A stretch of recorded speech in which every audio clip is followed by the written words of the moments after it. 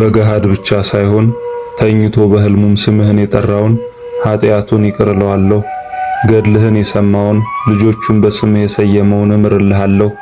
ወደ ቤተ ክርስቲያን ሄዶ ገድልህን መስማት ያልተቻለው በቤቱ ሆኖ እየሰገደ 3 ጊዜ አምላከ አቡነ ኪሮስ ማረኝ ብሎ ቢማጸነኝ እምረዋለሁ።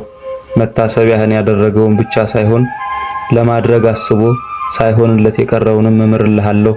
ልጅ አጡ ሰዎች ገድልህን አዝለው በስምህ ቢማጸኑ ልጅን እሰጣቸዋለሁ ብሎ ጌታችን አስደናቂ ቃል ኪዳንን የሰጣቸው ነፍሱን ለወንድሞቹ ቤዛ አድርጎ የሚሰጥ እንዳንተ ያለ አላገኘሁም ብሎ ለሰው ልጆች ስላላቸው ልዩ ፍቅር የመሰከረላቸው ታላቁ ቅዱስ አቡነ ኪሮስ ወር በገባ በ8 የመታሰቢያ በዓላቸው ነው።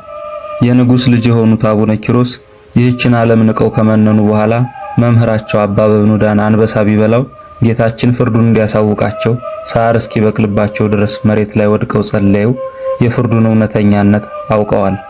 ለመምህራቸው ሞትና ከሰማይ ለሚወርድላቸው ህብስት መከልከል ምክንያት ስለሆነው ሰው ጸለየው አስምረውታል። በደብረ ባሳት ገዳም የነበሩ ግብራቸው የከፋ 798 መነኮሳትን በጸሎታቸው ከሞት አስነስተው ንስሐ ሰጥተው ለቅድስና ደረጃ አብቅተዋቸዋል። በገድልና በትሩፋት ጸንተው ከተወለዱ 270 ዓመት ሲሆናቸው በሐምሌ 8 ቀን ክቡር ዳዊት በበገና እየዘመረላቸው በክብር አርፈዋል። ለእግዚአብሔር ምስጋና ይሁን። እኛንም በጸሎታቸው ይማረን።